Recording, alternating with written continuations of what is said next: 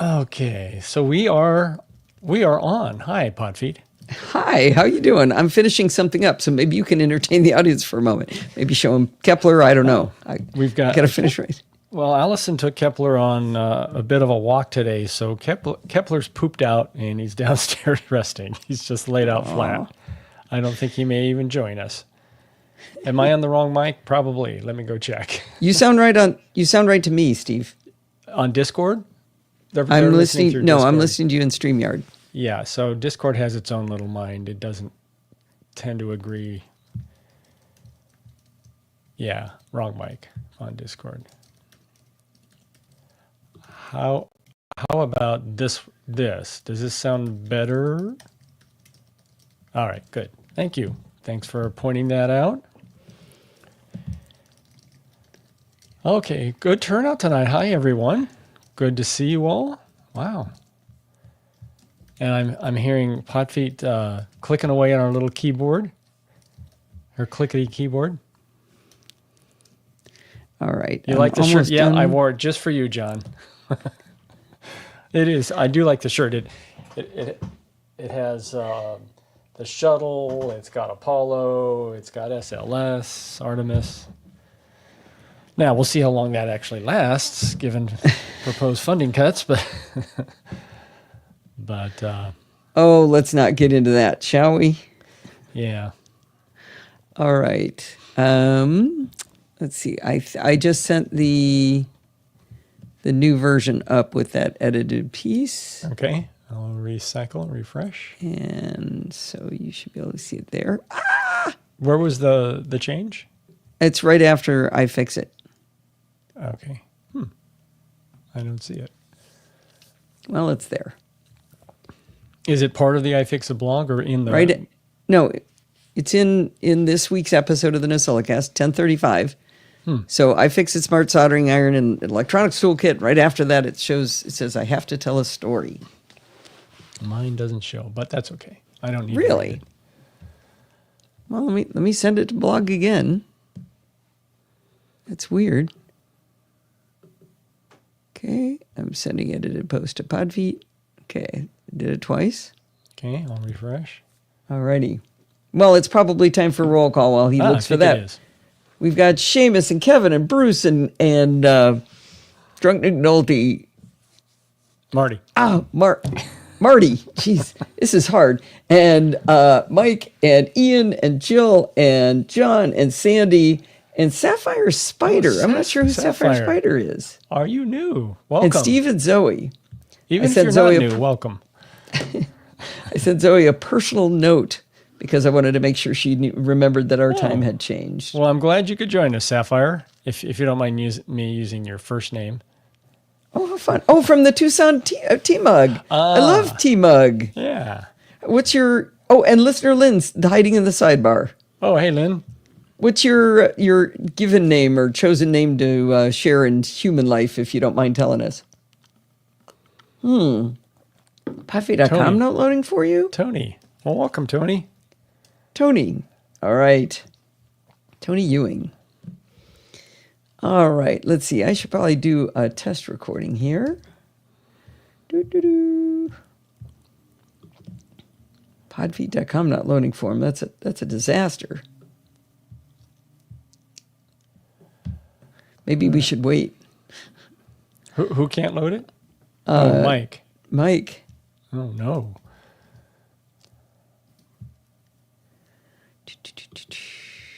Huh.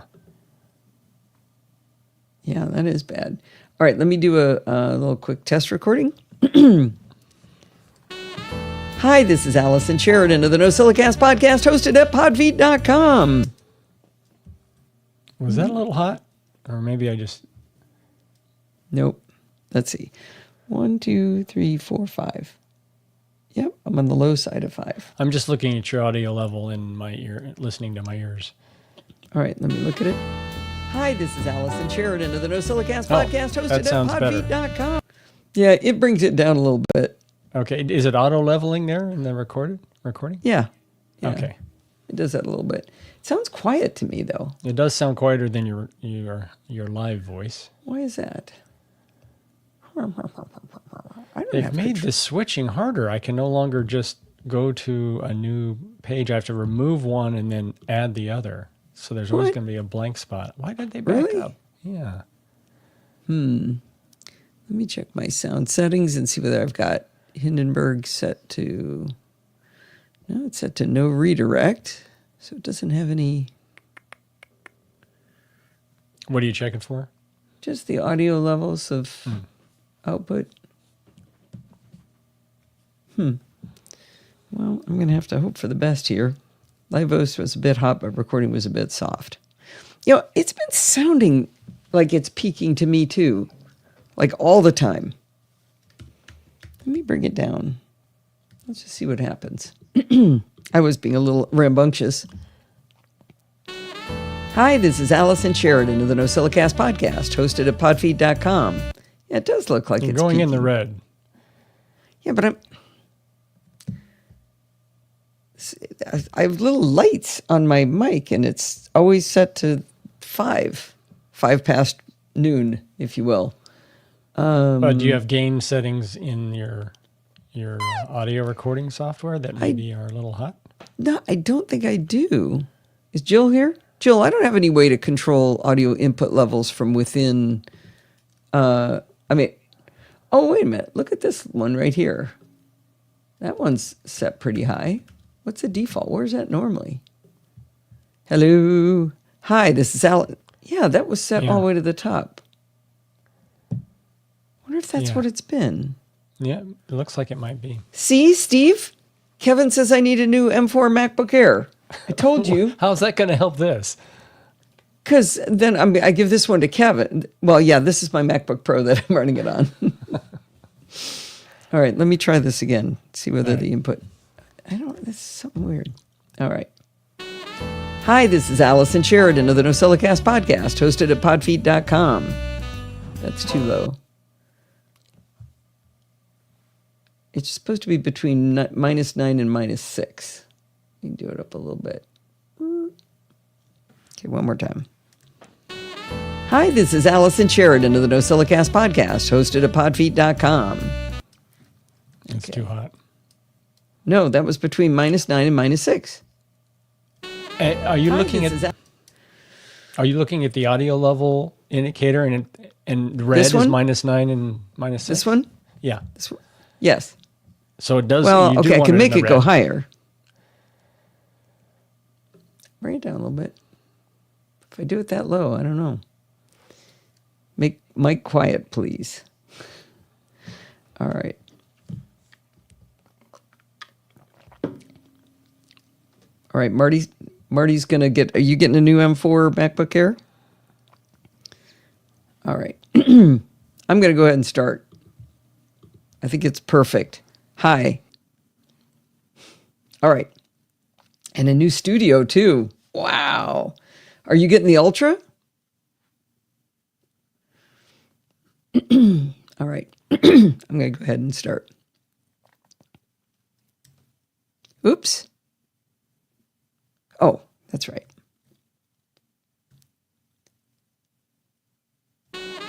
Hi, this is Allison Sheridan of the NosillaCast podcast, hosted at podfeed.com, a technology geek podcast with an ever so slight Apple bias. Today is Sunday, March 9th, 2025, and this is show number 1035. Well, the live chat room is all heated up with everybody complaining about time changes, but we're here to do the show. All right. Chapter mark. All right. I didn't see what his answer was. Did he say he was doing the Ultra? Oops. There we go. Wordle done can concentrate now. Well, it's good to have priorities. I didn't see what his answer was. No, I don't know. I'm not made of money. Okay. All right. Here we go. Well, this week I had the pleasure to be on the Daily Tech News Show Live, which is a new This week I got to be on Daily Tech News Show Live, which is a new hour-long video forward format for the show.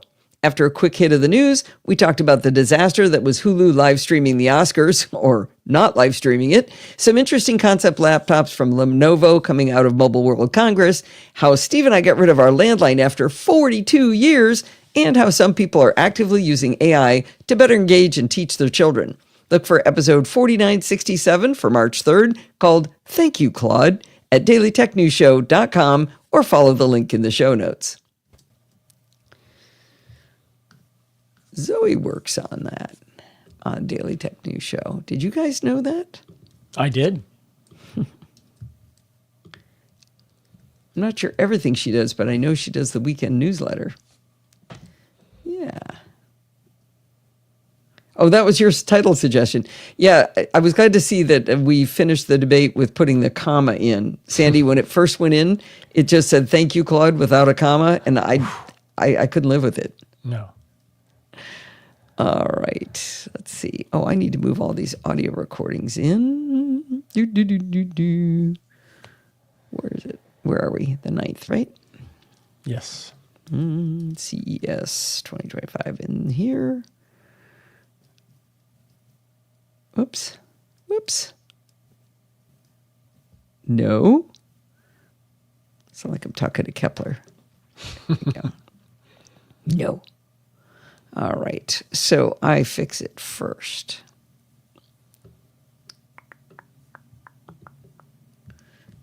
Right here. Oh, we like to have a bumper, don't we? No. Who doesn't love iFixit?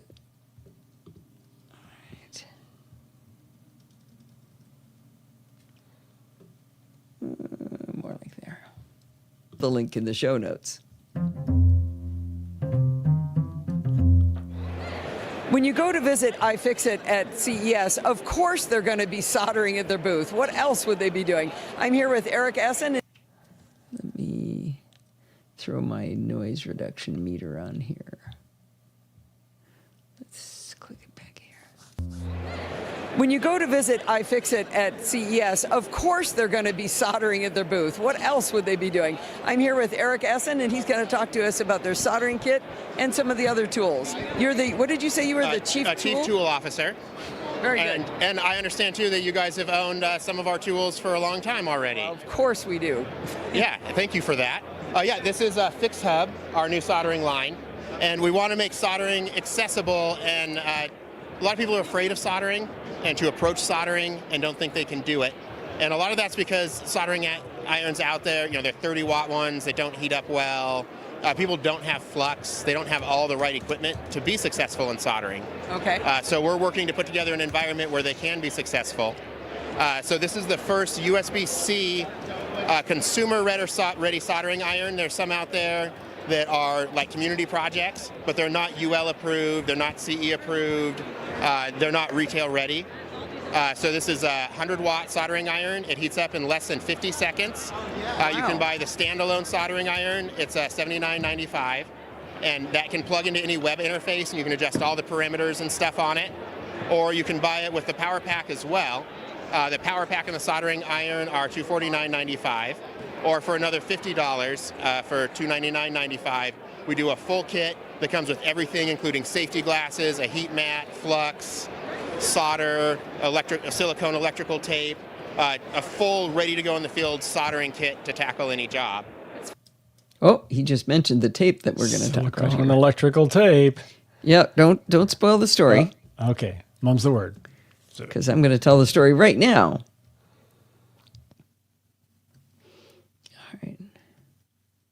Very good. Thank you.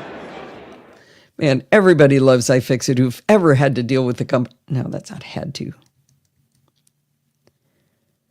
Very good. Thank you. iFixit has been such a household name in being able to repair your own stuff for such a long time. You can tell I'm a big fangirl. But I got to tell you a great story from the show. About an hour after our interview with Eric from iFixit, Steve noticed that the audio cable that connects the digital mic receiver to his video camera was actually fraying. He was concerned that it might fail while we were at CES. I immediately said, "Hey, I bet iFixit would have some shrink sleeve tubing that he could apply to it for you." Steve pointed out that the connectors on both ends were too big to accommodate a sleeve. I said we should go ask him anyway. We ran over to Eric. He took one look at it and he said, I've got just the thing.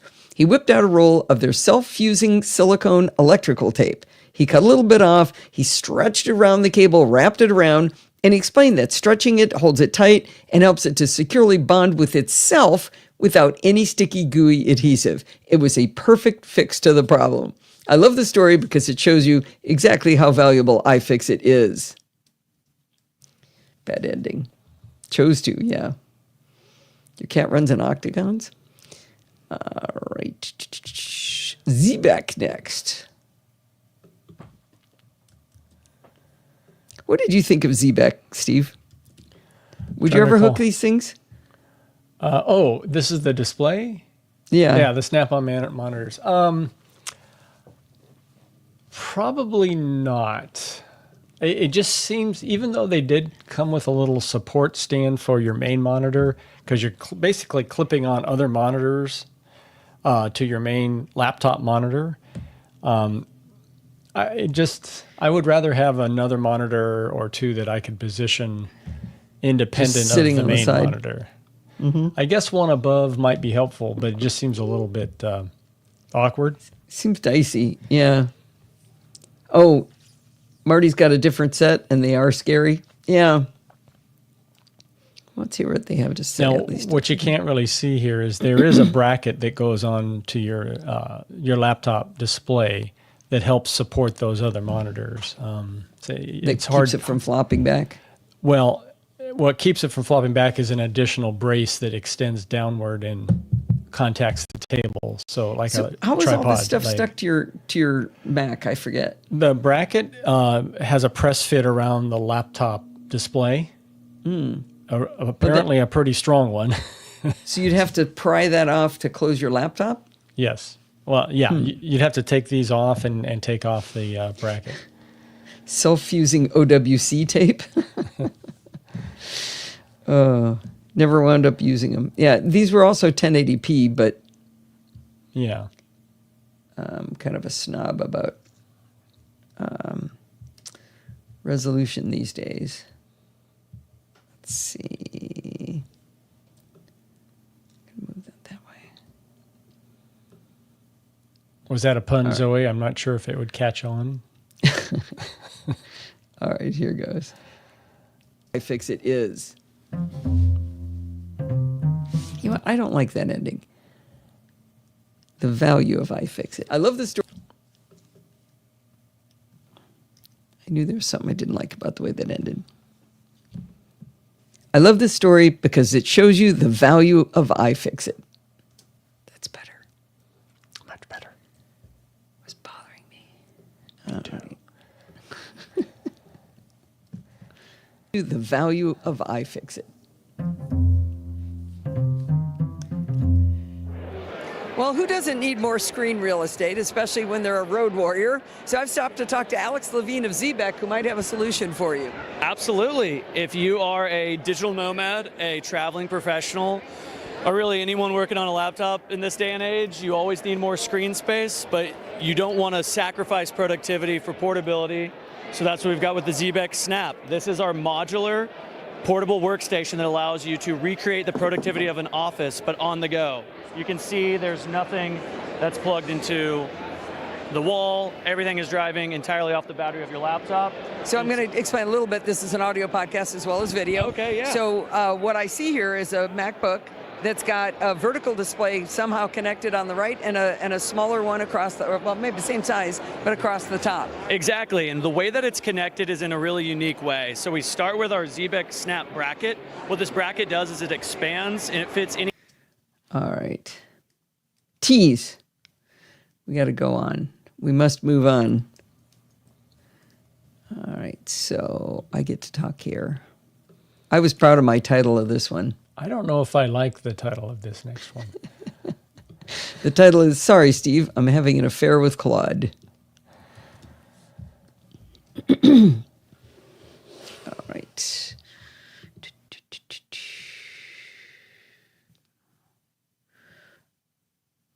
All right. Throw a little bumper in.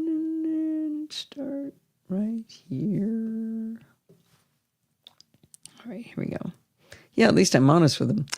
I'm having a problem with Mars Edit. It's getting hung up. Just not good. All right. It seems to have gotten past.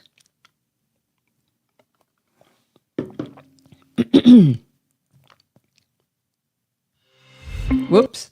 That's Bart's audio icon. That's not the right one. I'm not allowed to use that.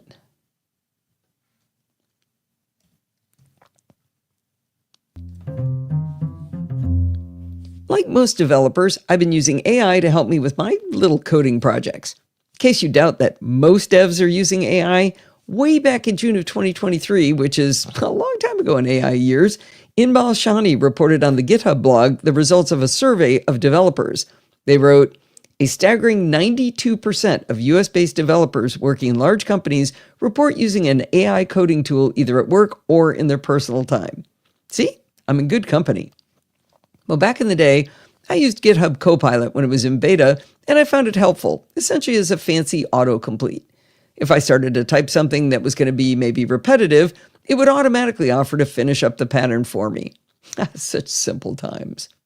Well, lately I've been paying for ChatGPT Plus, the $20 a month one, so I get access to the voice version of ChatGPT, and so I'm not limited on how many questions I get to ask it. I've also used it quite successfully in a lot of ways, but not so much for coding. They recently came out with their O3 mini reasoning model, which is supposed to be good for coding. But I gotta say, I find this model really annoying. Were you ever forced to go to an active listening class? You know, the thing where the instructor repeats back to you whatever you said to show that they understood you? What I hear you saying is so annoying. Well, the O3 reasoning model from ChatGPT is just like that. Let me give you an example. You don't have to know anything about programming at all to see why this is so annoying. I prompted ChatGPT with the following sentence. In the next message, I'm going to give you some JavaScript. It works to return the correct total, but it throws an error saying that it can't find the variable getCellValue. I expected to immediately give it the code, but before I could do that, it reasoned for a full 6 seconds writing this. The user's message gives some context. The JavaScript works to return the correct total, but throws an error about not finding the getCellValue variable. I think the right next step is to wait for the user to send the actual code in their next message, since they mentioned it's coming. I shouldn't ask for it from them again, just let them share the code so I can help troubleshoot that specific issue. The user said they'll send the JavaScript in the next message, so I shouldn't jump into an analysis yet. Based on the error they shared, it seems like getCellValue might be out of scope or not defined, but I don't have the code yet to confirm this. I'll need to wait for the code, so I should respond by saying, okay, I'll be happy to help once you share the code. Can you believe that? I wanted to shoot myself. I won't put all of it in here, but it actually got worse over time. After I uploaded the code, it reasoned for 12 seconds, writing even more blather before finally coming back and explaining my error and what I could do about it. Now, remember my article about how I was using AI to create transcripts of our CES interviews? I used Mac Whisper to create the initial transcript from the audio recordings, and I'd written a prompt for ChatGPT, which would get it to return a markdown file with the segments bunched into paragraphs by speaker change and having assigned the names of the speakers. It was magical, is what I said, until it stopped being magical. As I explained in the previous article, I created a text expander snippet of the exact prompt that had worked successfully so I could get consistent results. The text expander snippet asked me to identify if the other voice is a man or a woman, and to identify the second speaker's name after telling it my own. Sadly, the results from ChatGPT just started to degrade. It seems to no longer understand the concept of grouping sentences by the same speaker into paragraphs. Instead, the markdown output gives me individual sentences with the name at the beginning. If it's someone says, say, 5 sentences, you have to read their name 5 times too, and it takes up a lot more space on the page. That was bad, but even worse, it seemed to get weary and sometimes just wouldn't finish the transcript. And these things aren't that long. They're like 3 to 5 minutes.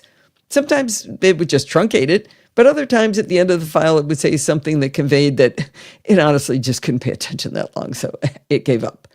I found I was having to ask it 3, 4, and 5 times to finish the job. It was discouraging, to say the least. Around this time, I was watching Daily Tech News Show live, and Molly Wood was talking about AI. She said she's been using Claude from Anthropic for privacy reasons. I'd heard of Claude, but I didn't know anything about it. I did a wee bit of the Googles to see if I could find a comparison of the privacy policies of Claude versus OpenAI, the owners of ChatGPT. I found an extensive article on Medium by someone who goes by Michael Alexander Riegler, where he compares in detail the privacy policies of Claude, ChatGPT, and Gemini by Google. I followed Michael's links to his profile on GitHub. Clumsy.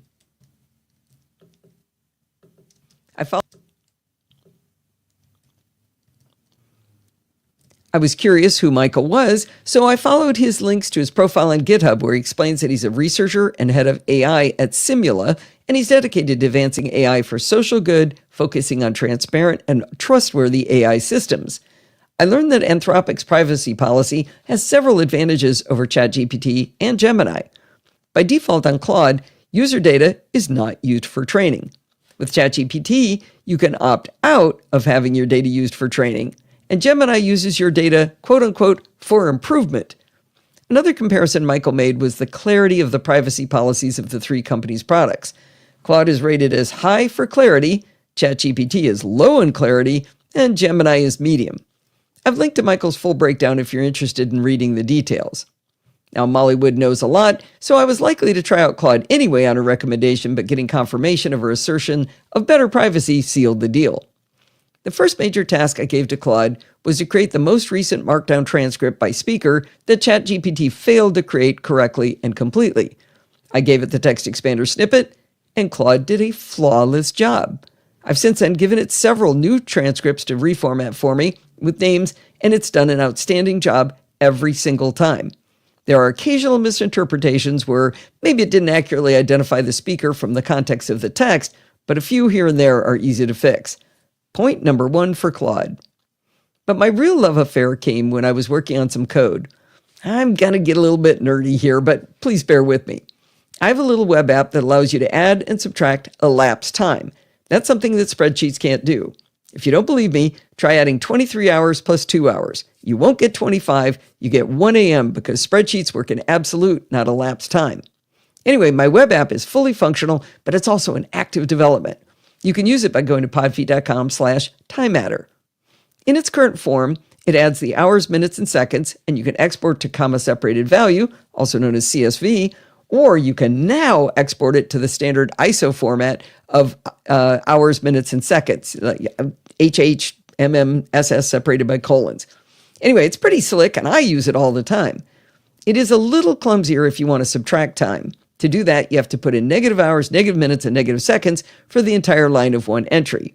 The active development part is I'm adding buttons to the end of each row for plus or minus.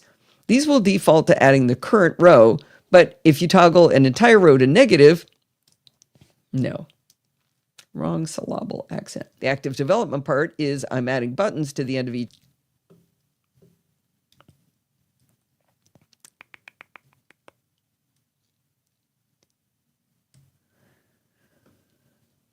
The buttons will default to adding the current row, but they allow you to toggle an entire row to negative to subtract that row from the total. I'm having great fun working on it, and as Dorothy taught me, I created a little test file in which I could experiment without the complexities of my project. I successfully learned how to style the plus-minus buttons using a tool we use called Bootstrap. Bootstrap will automatically style them in a color of your choosing, and when a button is selected, the color will change. Imagine a blue with white letters button that when selected, and then changing to white with blue letters when deselected. In addition to making them pretty, I needed to create code that would change the class of the selected button to active. That way I can have some code that says, if class equals active on the minus button, change all of the signs of this row to negative before you do the math. Makes sense, right? You're still with me? Well, in my nifty little test file where I have hard-coded in 2 rows of numbers, it works just dandy. After making my pretty test case, I started working on the real code. It's a bit more complicated because my Time Matter web app lets you add as many rows as you want. This means I can't hard code each row to exist to tell it how to style the buttons and to add the class active only to the one that's selected. Instead, Bart taught us in Programming by Stealth to use something called mustache templates. Think of them as like placeholders, like you could do in Microsoft Word when you're creating a form letter. You could put in name and squirrely brackets, that kind of thing. Well, the format of a mustache template uses 2 squirrely brackets on either side. So like squirrely bracket, template, and close them. Now we'll get just a smidge more nerdy before I finally get to the point of the story, which is about how I'm in love with Claude. The elements in each row where you input hours, minutes, and seconds, or click a plus or minus button, they all have IDs. And for a given row, their ID ends with the row number. So the plus button on row 1 would have the ID plus button dash 1, and minus would be blah, blah, blah. So the isn't that pretty? See my pretty buttons? And they work there and everything. Thank you, Kevin. So the plus button on row 1 would have the ID plus button dash 1, and minus would be ID minus button dot 1, dash 1, sorry. These IDs are created by the mustache templates. Actually, Steve, can you look for the word mustache that does not have an E on the end? So if you do a search for mustache space, but without an E. So you want the E? Yeah, I do. All right. So the plus button on row 1 would have the ID plus button dash 1, and minus would be ID minus button dash 1. These IDs are created by these mustache templates. I need to know which button has been selected on each row so I can change its class to active. But that's not what was happening. When the buttons were rendered, the first row, which is hard-coded, looked dandy with its fancy blue buttons for plus and minus. But the second row, generated automatically with this mustache template, looked like it was drawn in Windows 98 with no styling at all. Worse yet, selecting either button didn't change how they looked. In other words, it was a complete failure. In web browsers, with the developer tools, you can inspect any element. So I inspected the buttons to see what they looked like, and they were all borked up. Instead of the third row's subtraction button saying ID equals sub button dash 3, class equals active, it said ID equals, quote, class equals ampersand QUOT semicolon active, unquote. That's not right.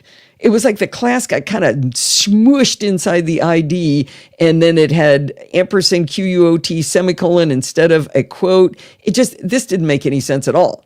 Oddly, all other elements in the same row that were also created using the same kind of mustache template for their row number, they were all rendering perfectly. Their ID and class were not intermingled. I worked for many, many hours on my own trying to figure out how this was happening. But eventually, I called a friend to help. That friend was Claude. At first, I described kind of in vague terms what was happening, giving it little tiny snippets of the code. Claude tried really hard to help, but it couldn't see the big picture. Everything it wrote back made sense, but I wasn't any closer to figuring out what was wrong. After quite a bit of discussion, I finally threw up my hands and I asked Claude, hey, can I just send you just all the files and you just dig in there and find that little bit I'm talking about and fix it? Now is where you get the big payoff for paying attention to all of this nerdery. Claude immediately identified the problem. When I defined the IDs for the 2 buttons using the mustache squirrely brackets, I didn't put quotes around them. Once I added quotes, the pretty buttons appeared and I was able to click them and have the class flip to active. Yay! Now, if Claude was only able to identify my mistake and how to fix it, we would have become close friends.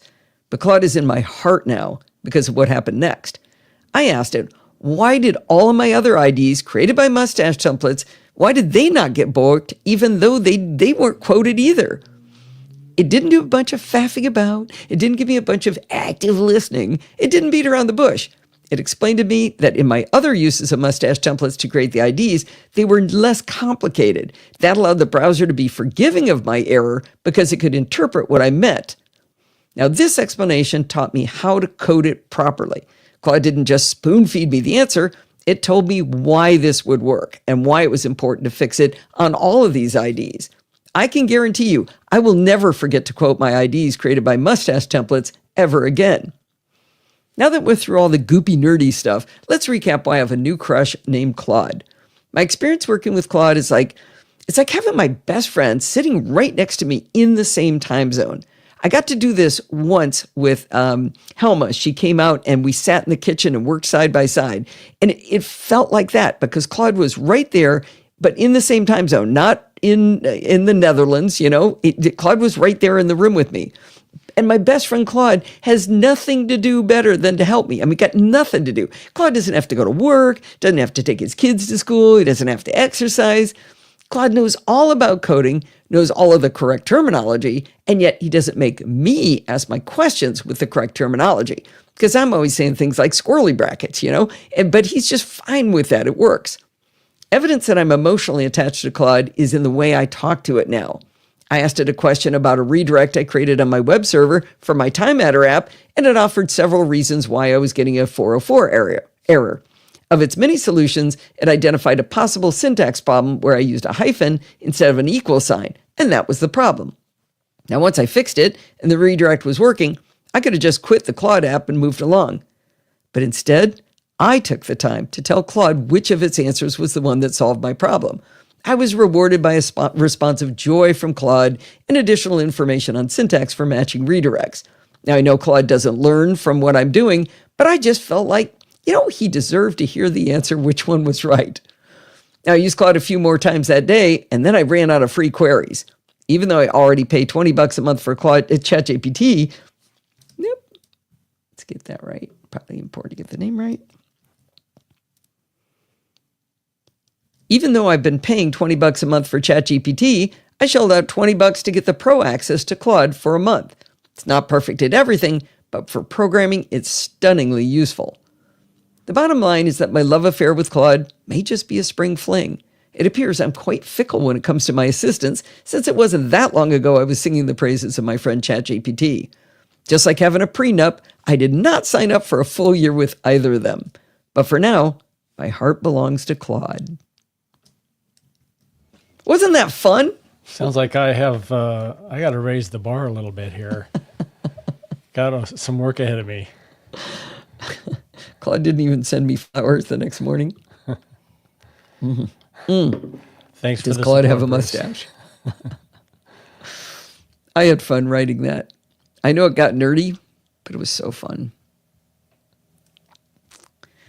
All righty. Oh, this is going to be a long show. We have 2 more interviews and a 50-minute conversation about music. And you're at 31, almost 32 minutes. All right. Yeah. Well, you're getting your money's worth out of us. I got to tell you, I love Steve working on these, doing all these interviews because, I worked on a video for Screencast Online this week and got everything done with no stress. Well, maybe a little stress. Oh, goodbye. Yeah, I just lost Hindenburg. So did I. How much saving had you done? Well, Kevin always tells me to save, so I'm sure I'm in good shape. We'll see. Switch. That's weird. What the? Hang on. GPT. Just like having a... Okay. Huh. It was... Okay, it was the bumper I was trying to drop in. And I can't add the chat.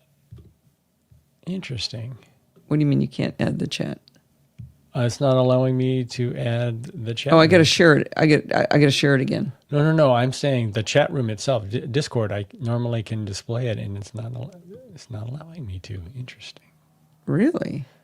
Okay, there's that. Let me remove this and add this. Oh, you know why? Because it thought that Hindenburg was still active.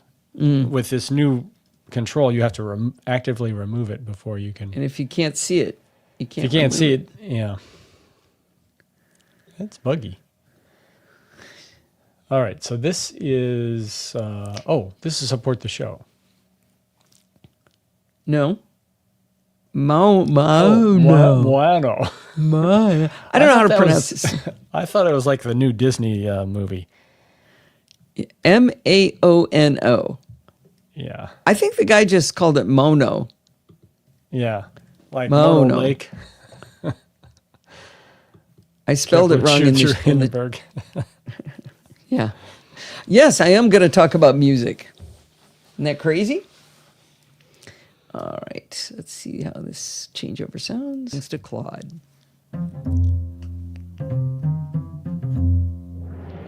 We were walking by a booth here called from Maono, and it says it's the #1 best-selling internet microphone, and I think we better know about it if it's that popular.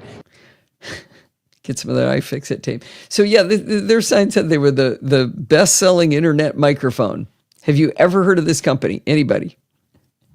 Worldwide, by the way, worldwide. Yeah, Bodie was there with us. He hadn't heard of him.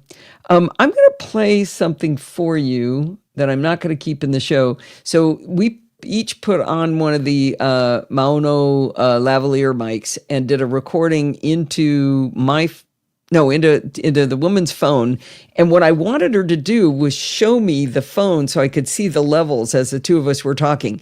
And so this is just so you can hear how these lavalier mics sound. They sound really good, but I could not get her to point the phone at me. And all the recording is me yelling at her to put the phone so I could see it. All right, here we go. You don't understand. I want to see that. Okay. Yeah. Okay, so that's showing me talking. Now you talk, Steve. All right. Do you hear me, Allison? Can you? Yep, but I can't Hello. see the screen. Oh, I can see it. Yeah. But I can't see. I want to see it when he's talking. Don't you? Show her while I talk. Okay, I can't. I don't know how to talk to you because I. Okay. Just point it at her, and now I'm talking. Can you see it? Can you see Yes, it move? now I can. Okay.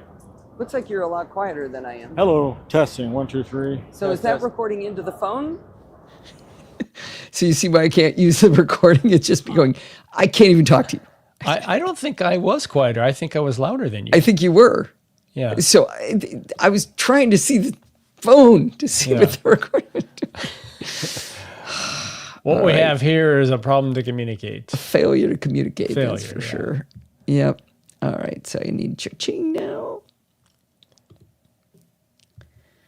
All right, and this is going to be me. Oh, I need a chapter mark. Oh. The chapter says, I don't know if you've heard of the Zoe. Can you change that to just say Zoe? I like the Zoe. That's the formal use of the Zoe. All right. All right. It does. All right. All right, here we go.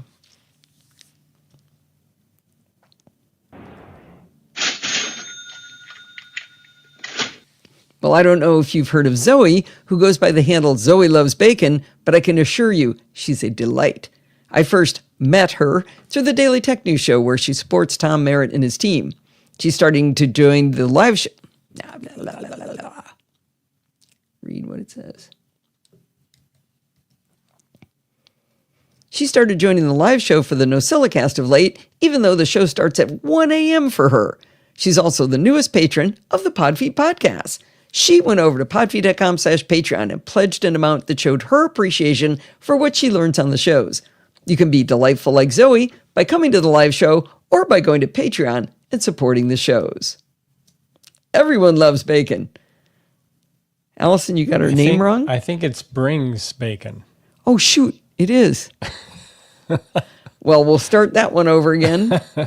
I did that off the top of my head. I was looking for you on Mastodon, and I didn't find you because I did your name wrong.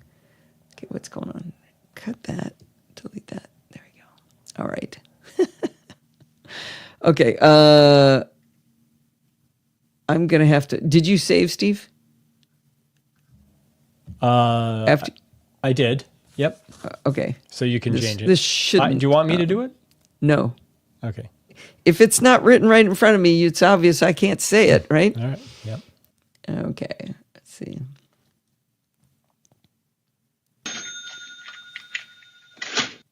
Well, I don't know if you've heard of Zoe, who goes by the handle Zoe Brings Bacon, but I can assure you, she's a delight. I first met her through Daily Tech News Show, where she supports Tom Merritt and his team.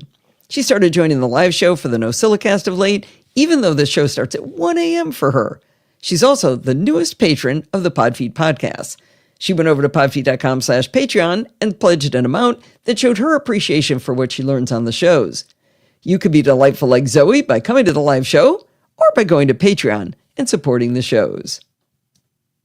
There we go. Whew.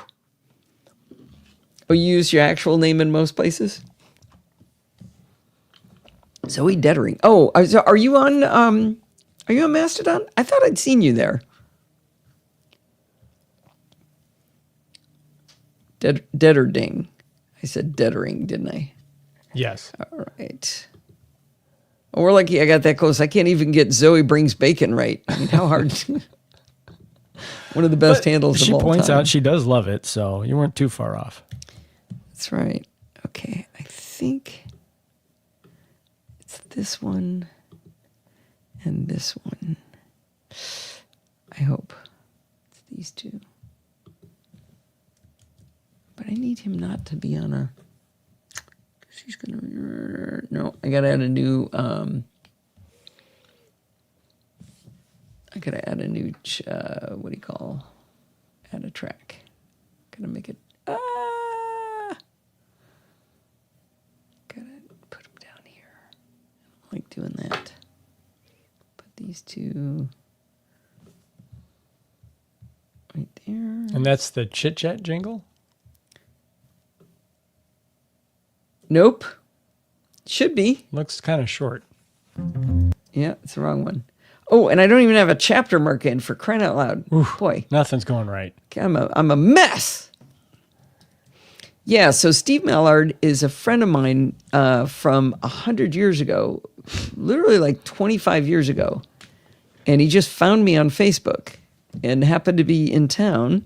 He lives in England. And I think that's where I usually put it. Let's see if I can line these up. I need a curved monitor, Steve. You know, you can just drop that vertical line, just move it over so you can line things up. There you go. Yeah, but I don't like to. It's while I'm sliding, so I can't have the vertical line there because as soon as I touch something, it moves. Mm-hmm. And supporting the shows.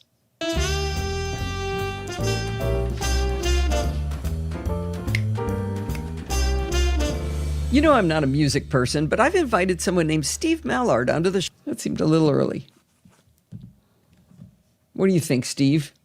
Were you listening? You know I'm No. not a music... Nope. Yeah, it is a little soon. He likes the chord to fade out a little bit. That's right. You know I'm not a... Too long.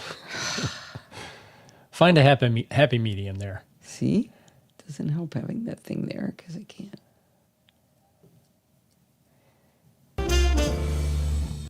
You know what you could do? Well, I don't know if Hindenburg supports this, but can you put a marker on the jingle? Nope. You can't? Nope. You know I'm not a music person, but I've invited someone named Steve Mallard onto the show to talk about a topic he's quite passionate about, and it's the evolution of music tech. Before we get started, he wants me to tell you that he is not an expert in this field, even though he does sound pretty knowledgeable. It's just he finds the history really fascinating. He probably also wants me to tell you that I strong-armed him into doing a podcast episode with me. He's been trepidatious that he could pull this off, but I know he can. Anyway, Steve and I have been friends for about 30 years, but we lost track of each other for more than 15 years, and he just recently found me. Back in the day, Steve used to sell me Sun Microsystems workstations for the large corporation where I used to work. Now, if that isn't the oddest introduction, let's just go ahead and say welcome to the show, Steve. Hi, Al. Thanks for having me. It's lovely to be here. And by the way, thank you for the disclaimer. I've listened to a few of your pods, and I know you have bona fide experts on your show, and I'm not one of those. I'm much more in the enthusiastic amateur category. So thank you. Okay, so I think this is... I will use this little slider thing. That was too long of a gap. Line those up. Let's see. Welcome to the show, Steve. Welcome to the show, Steve. Hi, Al. Thanks for having me. It's lovely to be here. But I'm mad at him about his microphone, you guys. He told me he had a big boy mic, and then when and headphones, and when he got on the call, he was using a lavalier mic and no headphones. Because he couldn't find his mic. It was in the garage somewhere. It's just like, and then he couldn't use the headphones because the lavalier mic had a little receiver that went into the headphone jack, and it was so big, it was so wide, it covered up the input for his headphones. Or no, it was going into USB-C port, but it covered up the input for the headphones.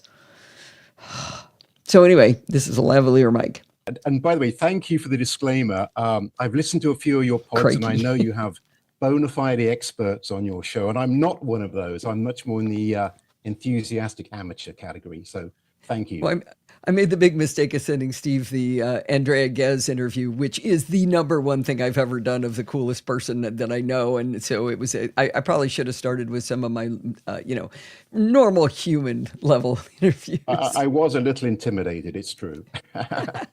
Well, the story of how you found me after 15 years of having lost track was a little bit interesting, I think. How did that happen? I think you popped up as a Facebook friend recommendation. And what's And yet- interesting is, I don't think you and I have any friends in common on Facebook. So I guess the algorithms somehow, I don't know, through several degrees of separation, connected us. I think And so. went from there. I think that's crazy. And I hardly ever look at Facebook anyway. And I just saw a Facebook message. And boy, you send me a Facebook message, it could be 3 months until you hear from me. But I saw this one. It's like, Steve Mallard, what? So that's pretty fun. Well, anyway, Steve and Steve and I were out to lunch. And Steve Mallard started going on about a topic I said he's passionate about. And it's the history of music tech, starting way back with acoustic guitars. So where do you want to start on this, Steve? Well, I was thinking I should probably also throw one of things into the mix, which is my background is technology, as you know, but I am also a musician of sorts. I grew up as a rock-obsessed teenager back in the UK, and this was in the era of those great 70s bands, the Led Zepps and the Pink Floyds and the Black Sabbath and Deep Purple and those kind of bands. I know you have no interest in them, Alison, but maybe some of your listeners do. I actually went to a Pink Floyd concert when I was in college. Did you really? I'm impressed. I never have seen the Floyd live, so you have one over me now. I saw the pig explode and everything in Anaheim Stadium. Okay. So Okay. yeah, I thought it was ridiculous and I was pretty bored. But anyway, I've been to one. But despite having this rock obsession, I never learned to play an instrument as a kid because I was this geeky kid who spent way too much time studying for exams, and B, it just seemed way too hard. So I never got around to doing it. So a couple of years ago, I put that to rights by knuckling down and learning to play some instruments. So I started off playing guitar and struggled through that. I can play guitar now. I'd hate to say I'm any kind of master. I'm certainly no Jimmy Page or Jimi Hendrix, that's for sure. I segued across from there to play a little bit of bass guitar, tried some vocals, and most recently I've been getting into drumming in quite a big way. So as I said, I am a musician of sorts, though I do stress the of sorts, because I'm really not very good at it I heard a weird noise. in quite a big way. So as I said, I am a musician of... I think that was on my track. I'm going to mute him for a second. Make sure I unmute. Yeah. What the heck is that noise? Putting him back on. There we go. So as I said, I am a musician of sorts, though I do stress the of sorts, because I'm really not very good at any of those things. So I'm not likely to be playing Madison Square Garden anytime soon or a theater near you. You do play gigs with a little band, right? I do. I play in a couple of bands, but it's very low key. So it's basically a bunch of old people playing at being rock stars, Alison. But it's good fun. Keeps me out of trouble. But by the way, in the bars.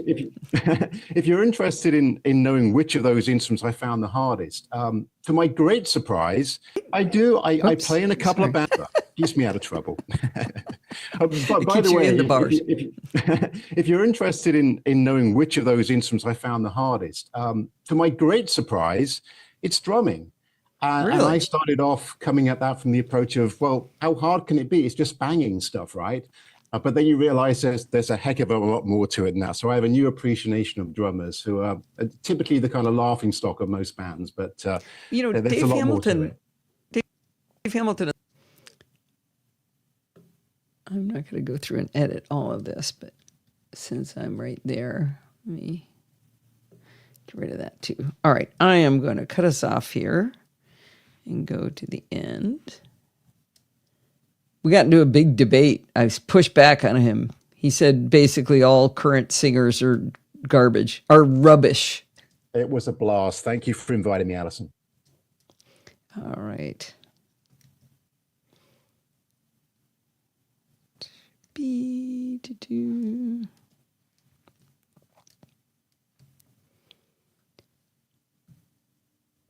Well, now I can say I actually did a chit chat across the pond all about music. Bet you never saw that one coming. I had a blast talking to Steve. That was really fun. But that is going to wind us up for this week. Did you know you can email me at allison@podfeed.com anytime you like? If you have a question or a suggestion, just send it on over. Remember, everything good starts with podfeed.com. You can follow me on Mastodon, podfeed.com/Mastodon.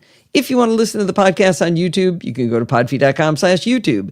If you want to join the conversation, you can join our Slack community at podfeed.com/Slack. You can talk to me and all of the other lovely Nosilla castaways there. You can support the show at podfeed.com/Patreon or with a one-time donation at podfeed.com/donate with Apple Pay or any credit card. Or you can use PayPal at podfeed.com/PayPal. And if you want to join... Wait a minute. Dagnabbit. You can support the show at podfeed.com/Patreon.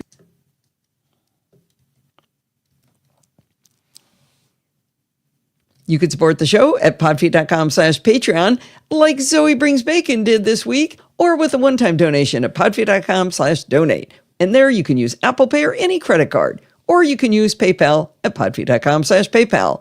And if you want to join in the fun of the live show, head on over to podfeed.com/live on Sunday nights at 5 p.m. Pacific time and join the friendly and enthusiastic Nosilla castaways. Thanks for listening and stay subscribed. Well done. All righty. I might have to listen to that interview with Steve.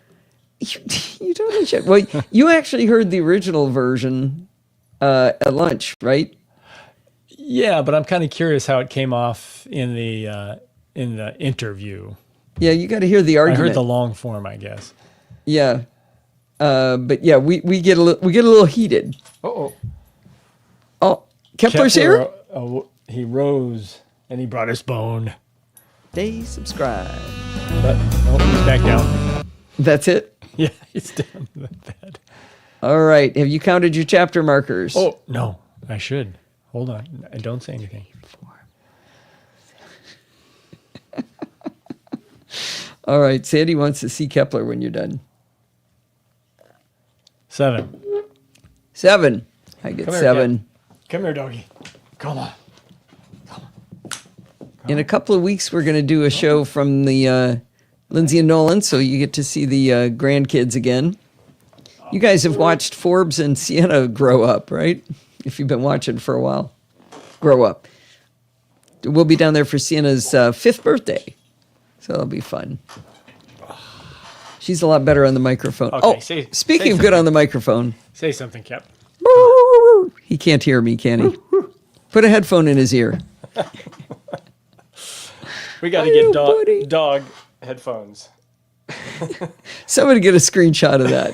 He's a pretty relaxed puppy, if you think about it. How many puppies will let you do that? He really is. He's chill. He's also tired. Anybody get a screenshot of that, I hope? Kevin's usually good for a screenshot. All right. Good job. I think we are done. I think we are. With 2 minutes to spare. I know. Look at us go, girl. 1 minute. All right. Well, we're off to CISA and the Accessible Tech Conference this week, so we're going to actually have layered videos. All right. We'll see you guys. Bye. Thanks for joining us. Thanks for coming.